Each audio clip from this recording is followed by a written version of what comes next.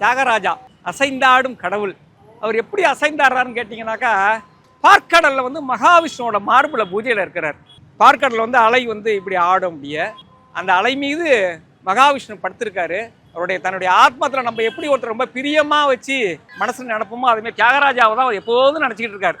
தியாகராஜா தியாகராஜா தியாகராஜான்னு அந்த மாரி அசைம்பாடும்போது தியாகராஜாவோட நடனம் வந்து அஜய்பான் நடனம் பேர் இந்த ஊரில்.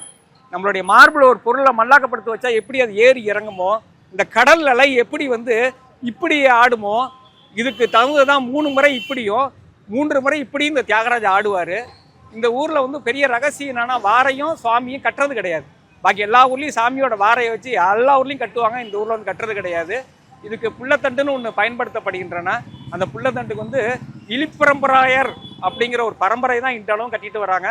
அவங்க பரம்பரையை சேர்ந்தவங்க தான் அந்த கட்டுக்கான உரிமை உள்ளவர்கள். அதே போல் பார்த்தீங்கன்னா, தியாகராஜா வந்து பார்க்கடலில் இருக்கும்போது தேவேந்திரன் என்ன பண்ணுறார், தேவலோகத்துக்கு எனக்கு கடவுள் இல்லை, எனக்கு ஒரு சுவாமி பூஜைக்கு கொடுங்க, நீங்கள் வணங்குற தியாகராஜா கொடுங்கங்கிறார்.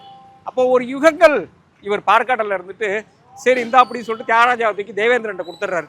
இப்போ தேவேந்திரன் போய் தியாகராஜா வச்சு இப்போ பிரம்மாண்டமாக பூஜைலாம் பண்ணுறாரு. தேவலோகத்தில் எப்படி பூஜைக்கு சொல்ல வேணும், தேவலோகங்களும் அப்படி ஒரு மகிமை உள்ளது. அங்கே பூஜையில் இருக்கிறாரு. அவர் நல்லா அவ்வளோ இது படையெல்லாம் அது இதெல்லாம் வச்சு அர்ச்சனைகள் எல்லாமே சிறப்பாக பண்ணிக்கிட்டு இருக்காரு.